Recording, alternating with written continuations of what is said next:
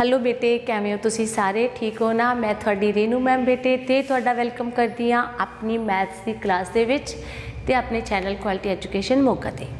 Okay बेटे, तो आपां जिवें कि चैप्टर 8th हुणे फिनिश किया है, जिहदे विच आपां इंट्रोडक्शन टू ट्रिग्नोमैट्री जिहड़ा वो अंडरस्टैंड किया, टी रेशियोज़ नूं जानिया। ठीक है, अगर तुसीं हजे तक उन्हां वीडियोज़ नूं वॉच नहीं किया तो बेटे प्लीज़ वॉच कर लो, ताकि अज वाला टॉपिक जो मैं तुहानूं समझाउण जा रही हूँ तुहानूं समझ आ जाए। लेकिन अज मैं की करवाउण जा रही हाँ, ये दसन तो पहला मैं चाहूँगी बेटे कि तुसीं चैनल नूं सबसक्राइब कर दो तो वीडियो नूं एंड तक वॉच करिया जे, तो लाइक तो चाहे हुणे ही कर दो, तुहानूं पता है कि लाइक तो करना ही पैना, मैम ने कहना ही कहना वै। ओके बेटे, तो अज आपां की करन लगे हाँ, अज आपां करना है concept and very important question of which Heights and distances, यानी ऊंचाइयां अते दूरियां। ठीक है, तो मैं तुहानूं की करवाउण जा रही हाँ, समझ करवाउण तो पहला मैं तुहानूं थोड़ा जिहा कॉन्सैप्ट समझाउणा चाहनी हाँ। बेटे देखो, सपोज मैं इस जगह ते खड़ी हाँ, राइट, तो मैं अपने नालों उच्ची चीज़, मान लो मेरे सामने कुतुब मीनार है। ठीक है, मैं कुतुब मीनार नूं देख रही हाँ इस तरह। जो मैं कुतुब मीनार नूं देख रही हाँ तो जिहड़ी मेरी साइट है, दिस इज़ मेरी नज़र है, तो मैनू अपनी आईज़ नूं उपर करना पै रहा। देखो, आई डू दिस इज़, ठीक है। तो इस तरीके दे नाल जिहड़ी मेरी नॉर्मल लाइन ऑफ साइट है कि जो मैं तुहाडे सामने तुहानूं देख रही हाँ तो मैं इस तरीके नाल देख रही हाँ, लुक हेयर, बिल्कुल स्ट्रेट। ठीक है, लेकिन जो मैं किसी उच्ची चीज़ नूं देखदी हाँ लाइक दिस, तो मैनू अपनी नज़र उपर करनी पै रही है। यानी कि जदों भी कोई पर्सन सपोज इत्थे खड़ा है, ठीक है, तो उन्हें इस चीज़ नूं देखना है उपर। ठीक है, ये उनकी नॉर्मल, सपोज नॉर्मल जिहड़ी है लाइन ऑफ साइट हैगी आ। लाइन ऑफ साइट मैंने दिस इज़ जिथे आपां नूं देखण दे लई ना नज़र उच्ची करनी पैंदी है ते ना ही नज़र नीची करनी पैंदी है। तो वो जिहड़ी लाइन ऑफ साइट हैगी है सपोज, ठीक है, हॉरिजॉन्टल लाइन जिहड़ी हैगी है, तो जदों वो उपर वाली चीज़ नूं देखदा है, उच्ची चीज़ नूं इत्थों देख रहा है ना, तो जिहड़ा ये वाला एंगल बनया, मैं इस तरीके नाल लैके चली हाँ। सपोज ये तुहानूं थोड़ा लग रहा होना है बई जिहड़ा पर्सन है वो इत्थे, उहदी आईज़ इत्थे हैगी है। जे वो बंदा खड़ा है, सपोज कर लो जो खड़ा है इत्थे है तो उहदी अख इत्थे होगी। ठीक है, तो जे उहदी आई इत्थे होगी तो जदों वो इत्थे देखूगा, आह वाला आ उहदी नॉर्मल, आह देखो आ दी नॉर्मल जिहड़ी है सपोज आई है, इत्थे उहदी अख है, आह एक पर्सन है, आ उहदी आई हैगी है। इस आई तो जदों उन्हें नॉर्मल देखना है आ वाली, तो आपां इहनूं इत्थे लिखांगे जिहड़ी लाइन ऑफ साइट, जिहड़ी हॉरिजॉन्टल लाइन है, लाइन ऑफ साइट, यानी कि जिहड़ी नज़र वाली अपनी रेखा है। लेकिन जदों वो किसी उच्ची चीज़ नूं देख रहा है, अपनी आई साइट तो उच्ची चीज़ नूं देख रहा है, दिस इज़, तो इत्थे बेटे एक एंगल बनता है। ठीक है, इत्थे एक एंगल बनता है अपनी अख दे नाल। तुसीं देखो सामने देखो, यस देख रहे हो ना, तो आ लाइन ऑफ साइट है। उच्चा देखो, इत्थे देखना पै रहा है, तो आ वाला की बन गया एक एंगल। जिहड़ा ये वाला एंगल है बेटे, इनू एंगल ऑफ एलिवेशन कहते हैं, एंगल ऑफ एलिवेशन। ठीक है, पंजाबी विच इनू की कह दिंदे आ बेटे, उचान कोण। उचान ये आपां बेसिक पहला सीखांगे, फिर ही आपां इस चैप्टर नूं 9th चैप्टर नूं स्टार्ट कर सकते हैं, चीज़ों नूं समझ सकते हैं। तो पहला आपां नूं की करना पैना, इहदा बेसिक सीखना पैना है। तो ये अपना एंगल ऑफ एलिवेशन हो गया बेटे। अंडरस्टैंड कीती गल कि जदों भी अपनी नॉर्मल साइट तो उच्चियां चीज़ों नूं देखना पैंदा है तो अपनी नज़र नूं उपर करना पैंदा है। जदों अपनी नज़र नूं उपर करना पैंदा है तो उहदे विच जिहड़ा एंगल बनदा हैगा उहनूं एंगल ऑफ एलिवेशन यानी उचान कोण कहंदे आ। Right, so simple. ओके, उस तो बाद सपोज करो कि यह छत है, किसी भी रूम की छत है। ठीक है, इत्थे एक पर्सन खड़ा होया है, सपोज आ खड़ा है, तो इत्थे उहदी आई हैगी है। ठीक है, इत्थे उहदी अख है ते नीचे कोई बच्चा खड़ा होया, चलो बच्चा नहीं गमला पिया नीचे, नीचे इत्थे कोई पॉट पिया होया है, ठीक है, उहदे च फुल लगे हुए है, ठीक है। तो हुण जिहड़ा परसन है जदों सामने देखूगा तो आह उहदी लाइन ऑफ साइट है असल दे विच, लेकिन जेकर उन्हें नीचे देखना इत्थे इत्थे नीचे देखिया तो जिहड़ा उहदा इत्थे आह वाला एंगल बनिया, ये एंगल ऑफ की बन गया डिप्रैशन, एंगल ऑफ डिप्रैशन यानी कि निवाण कोण बनिया, ठीक है। यानी कि जदों आपां अपने नालों देखो, सपोज हुण मैं देख रही हाँ तुहाडे वल लाइन ऑफ साइट, लेकिन जे मैं नीचे देख रही हाँ, नीचे नीचे देख रही हाँ आ मेरी लाइन ऑफ साइट सीगी, मैं नीचे देखन लग गई, जिहड़ा आ वाला एंगल बनया ये किहड़ा बनया निवान कोण, यानी नीवा देखण नाल बनन वाला कोण एंगल ऑफ डिप्रैशन यानी निवान कोण, उच्चा उच्ची चीज़ नूं देखण नाल बनया होया एंगल एंगल ऑफ एलिवेशन यानी कि उचान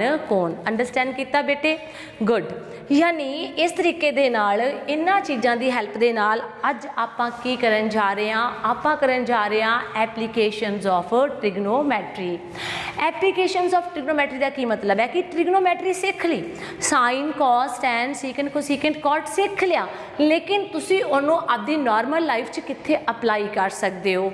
तो मैं थानू इंट्रोडक्शन टू ट्रिग्नोमैट्री दे विच दस्सिया सी कि आपां जे नदी की चढ़ाई पता करनी है ट्रिग्नोमैट्री, आपां दरखत की ऊंचाई पता करनी है ट्रिग्नोमैट्री, आपां माउंटेन्स की ऊंचाई पता करनी है ट्रिग्नोमैट्री, कुतुब मीनार की ऊंचाई पता करनी है ट्रिग्नोमैट्री। इहदा मतलब है इनू एप्लीकेशनस कहते हैं। एप्लीकेशन मैंने तुसी चीज़ सीखी, वो सीखी हुई चीज़ नूं तुसी कित्थे अप्लाई कर सकते हो नॉर्मल लाइफ दे विच, those are called the applications.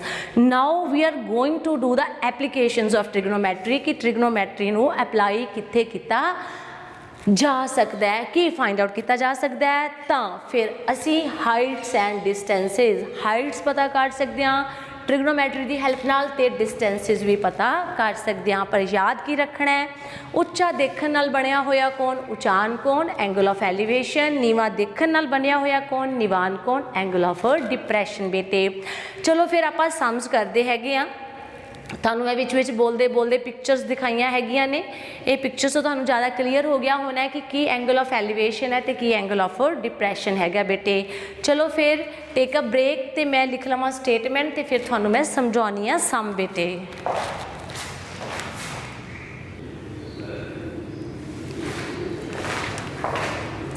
हाँ जी बेटे, तो आप सम करन जा रहे हैं हाइट्स एंड डिस्टेंसेस का क्वेश्चन। समझो पहला स्टेटमेंट समझो, इंग्लिश स्टेटमेंट मैं बोर्ड पर लिख दी है तो पंजाबी में थानू स्क्रीन पर नज़र आ रही है। बेटे देखो, the angle of elevation of the top of a tower, जो भी थानू ये हाइट एंड डिस्टेंस का सम आ जाऊगा ना, पहला तुम जिवें गल देखोगे कि दिता होया, जिवें उहदे च एक टावर दिता होया, टावर तो obviously tower is a building, right, tower is a building. तो बिल्डिंग जी आप सोचांगे कि हाँ जी आ की हैगी है बिल्डिंग हैगी है, दैट इज़ ठीक है।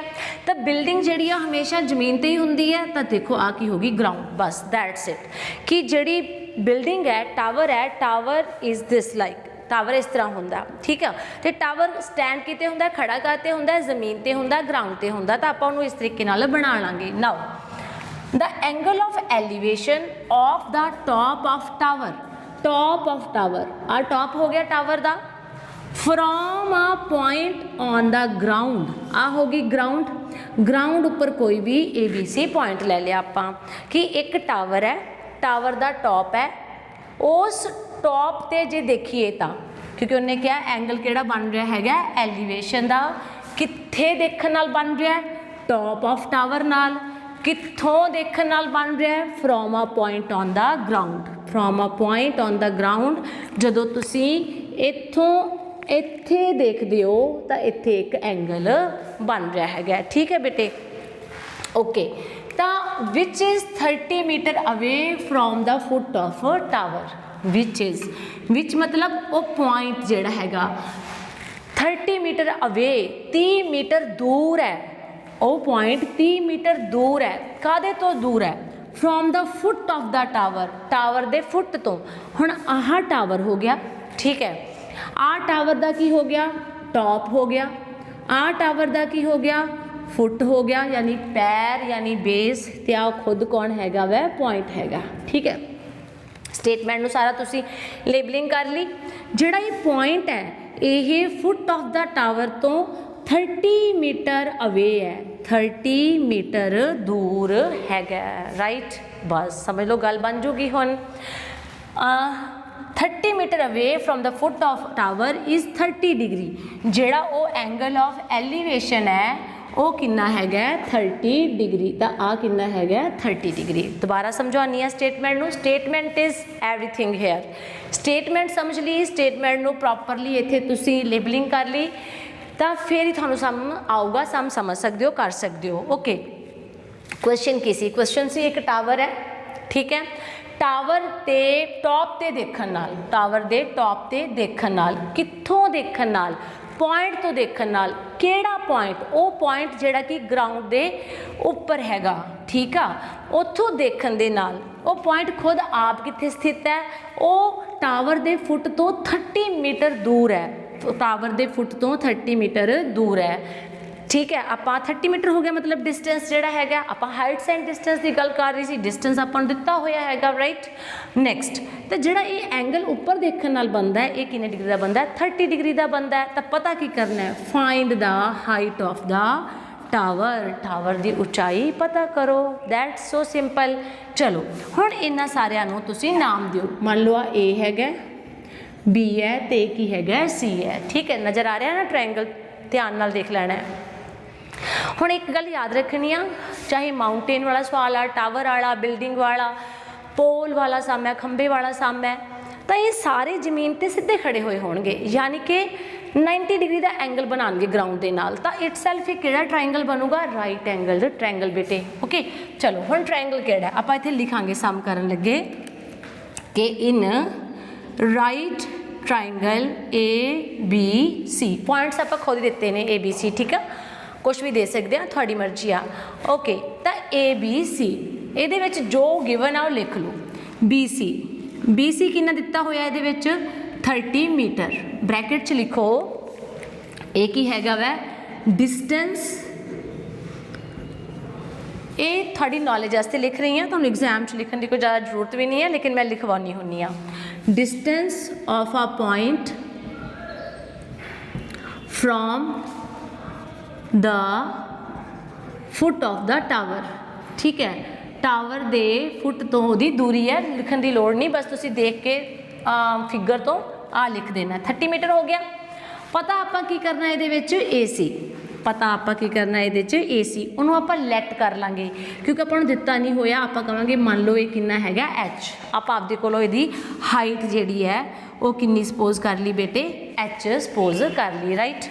इनू ब्रैकेट च लिख देंगे height of the tower, height of the tower, ठीक है बेटे। ओके, नाउ वेरी सिंपल, तुसी सारे टी रेशियोज़ कर चुके हो, पंडित बद्री प्रसाद कर चुके हो, तुसी बस मैनूं इन्ना दसो हुण गिवन की है, एक ही चीज़ हैगी है बेस, आधार हो गया, ठीक है, तो आ हाँ जी बेटे, तो आ की हो गया अपने को बेस आधार हो गया, ठीक है, तो ये अपने को की हो गया एच ऊंचाई, यानी कि ये पी हो गया, पी मैंने परपेंडिकुलर बेटे, परपेंडिकुलर। ओके, तो अपने कोले इत्थे जिहड़ा आ वाला बेस है, तो पता आपां की करना परपेंडिकुलर, तुसी पी मनना पी मान लो, एच मनना एच मान लो, तो तुसी लिखो हुण in right triangle A B C, जो तुसी पता करना है वो की हैगा ए सी, जो तुहानूं पता वो की हैगा बी सी। ए सी की चीज़ है? ए सी है पी माने परपेंडिकुलर, बी सी की चीज़ है बी यानी कि बेस, पी ओवर बी कादे इक्वल हुंदा? टैन थीटा दे इक्वल हुंदा, ठीक है, याद आई गल? यस। हुण ए सी किन्नी आ? ए सी आपां एच सपोज कीती आ। बी सी किन्नी आ? बी सी अपने कोले किन्नी हैगी आ? 30 मीटर आ, ठीक है। टैन थीटा, थीटा किन्ना अपने कोले? थीटा हैगा 30 डिग्री, मैं इत्थे लिखिया नहीं, इत्थे लिख दिंदे आ, थीटा अपने कोले किन्ना हैगा 30 डिग्री, तो टैन किन्ना हो गया 30 डिग्री हो गया, ठीक है बेटे। ਤਾਂ एच कितनी आ गई अपने कोले, एच अपने कोल आ गई 30 इधर चला गया मल्टीप्लाइड tan 30 डिग्री। ਤਾਂ tan 30 डिग्री ਦੀ ਵੈਲਿਊ ਕਿੰਨੀ ਹੁੰਦੀ ਆ, ਥੋੜਾ ਜਿਹਾ ਸੋਚੋ ਤੇ ਮੈਨੂੰ ਦੱਸੋ ਕਿੰਨੀ ਹੁੰਦੀ ਆ tan 30 ਦੀ ਵੈਲਿਊ, ਫਟਾਫਟ ਦੱਸੋ। ਯੈਸ ਆਫ ਕੋਰਸ 1/√3 ਹੁੰਦੀ ਆ ਬੇਟੇ ਇਹਦੀ ਵੈਲਿਊ ਜਿਹੜੀ ਆ। ਇਹਦਾ ਮਤਲਬ ਇਹਦਾ ਆਨਸਰ ਕੀ ਆਇਆ 30/√3 ਆ ਗਿਆ।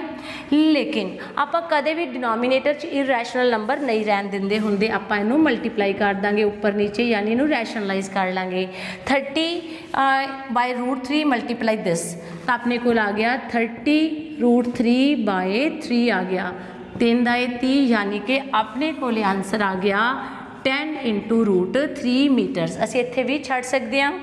अगर एग्जाम ਦੇ ਵਿੱਚ √3 ਦੀ ਵੈਲਿਊ ਦਿੱਤੀ ਹੋਈ ਹੋਵੇ, ਦਿੱਤੀ ਹੋਈ ਹੁੰਦੀ ਹੈ ਕਈ ਵਾਰੀ 1.732 ਇਹਦੀ ਵੈਲਿਊ ਹੁੰਦੀ ਆ। ਜਦੋਂ 3 ਦੇ ਰੂਟ ਨੂੰ ਸੋਲਵ ਕੀਤਾ ਜਾਂਦਾ ਤਾਂ 1.732 ਆਉਂਦਾ। ਓਕੇ, ਜਦੋਂ ਆਪਾਂ ਇਹਨੂੰ ਮਲਟੀਪਲਾਈ ਕਰਾਂਗੇ ਤਾਂ ਇਹ ਆ ਜਾਏਗਾ ਦਿਸ ਇਜ਼ 123 यानी कि 17.32 मीटर कादी हाइट आ गई तुहाडे कोले, टावर की हाइट आ गई बेटे। तो इस तरीके नाल आपां इन्हां एंगल की हैल्प नाल, टी रेशियोज़ की हैल्प दे नाल मतलब हाइट भी पता कर सकते हैं। हुण तुसीं सोचो जे आपां नूं हाइट दित्ती हुंदी तां आपां डिस्टेंस भी तां पता कर सकते सी ना बेटे, बस पुट करन लग्गिया इहदी जगह ते उपर आ जाना सी ओह ते असीं ओह भी पता कर सकते सी। ओके बेटे, मैं थोड़ी देर साइड ते हुन्नी आ, तुसीं इहदा स्क्रीनशॉट लाओ। स्क्रीनशॉट लैण दी बजाए तुसीं इह भी कर सकते हो कि तुसीं मतलब एक बार इहनूं समझिया होया, हुण दूसरी बार आराम नाल इहनूं नोट कर लो वीडियो नूं दोबारा तो देख के। ते मैं तुहानूं एक क्वेश्चन होर करवाउणी आ ते बाकी सारे सम्स जिहड़े तुहानूं इहदे नाल दे डिस्क्रिप्शन बॉक्स विच मिलणगे।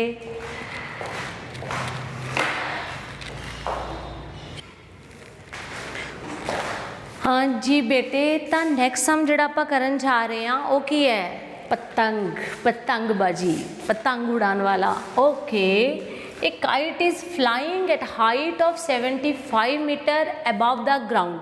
कि एक काइट है, एक पतंग है जिहड़ी कि ग्राउंड तो 75 मीटर उच्ची उड़ रही आ।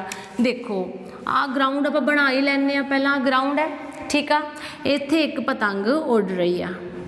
ओके यस, तो इत्थे एक पतंग उड़ रही आ, लेकिन पतंग कल्ली थोड़ी उडूगी। तो पतंग दे नाल की हुंदा, थ्रैड हुंदा, डोर हुंदी है, धागा, स्ट्रिंग, कुछ भी कह दो। The string attach to the kite is temporarily tied to a point on the ground.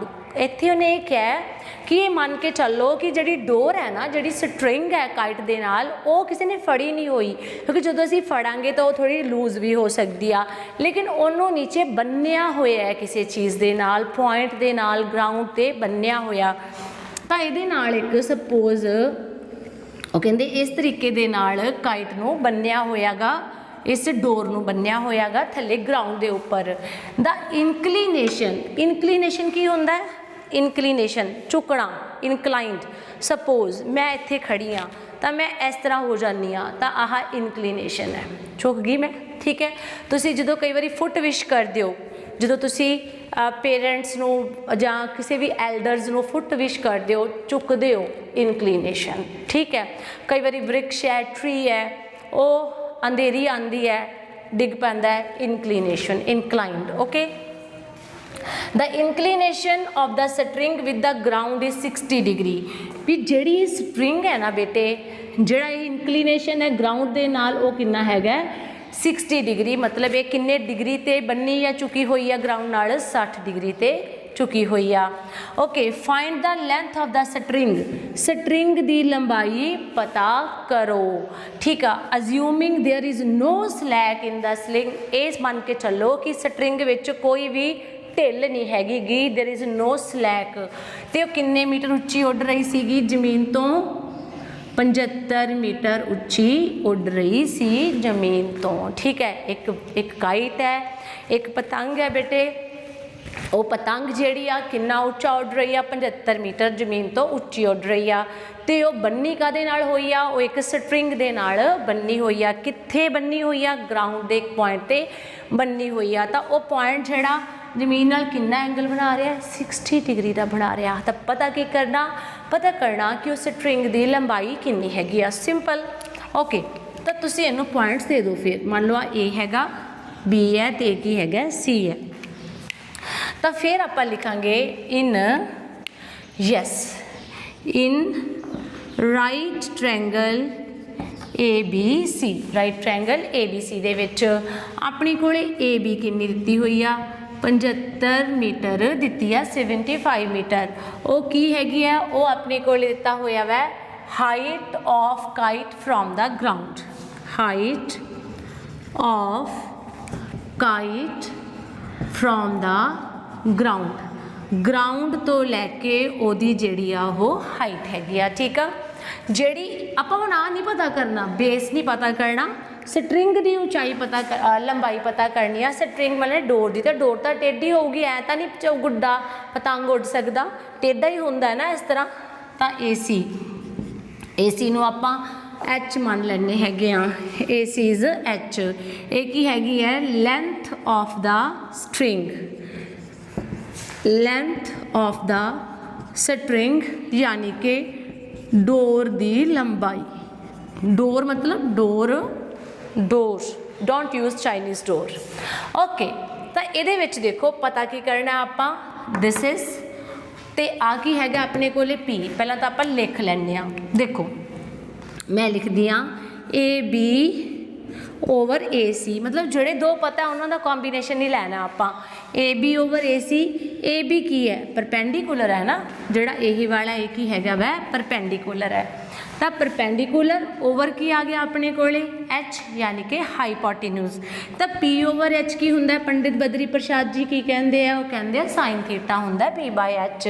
Okay, ਤਾਂ AB ਕਿੰਨੀ ਹੈ 75 ਮੀਟਰ, AC ਕਿੰਨੀ ਹੈ ਪਤਾ ਹੀ ਨਹੀਂ, H ਹੈ, ਸਾਈਨ ਥੀਟਾ ਕਿੰਨਾ ਹੈ ਸਾਈਨ 60 डिग्री। मैं भूल जानी हाँ, थीटा भी इत्थे लिख लो कितना हैगा 60 डिग्री। ओके, तो 75 ओवर H साइन 60 की वैल्यू ट्रिग्नोमेट्री टेबल करवा चुकी हाँ थानू, √3/2 आ गया। ठीक है बेटे, क्रॉस मल्टीप्लाई कर दो, आ इधर चला गया, आ इधर चला गया, तो कितना आया 75 × 2 √3H आ गया बेटे। ठीक है, हुण इस तरफ कर दें, उधर थोड़ी जगह पता नहीं दिखूगा कि नहीं दिखूगा। ये अपने को आ गया 150 √3H। ठीक है, तो H कितना रह गया, √3 नीचे आ गया, 150 ओवर √3। थानू हुणे दस्सिया मैं कि ओवर दे विच इरैशनल नंबर आ जाए तो इनू रैशनलाइज कर लिया करो, √3 नाल उपर नीचे मल्टीप्लाई सीखिया ना 9th विच। यस, 150 √3 ओवर कला 3 मल्टीप्लाई करो and it will be 50 √3 metre, यानी कि length of the string is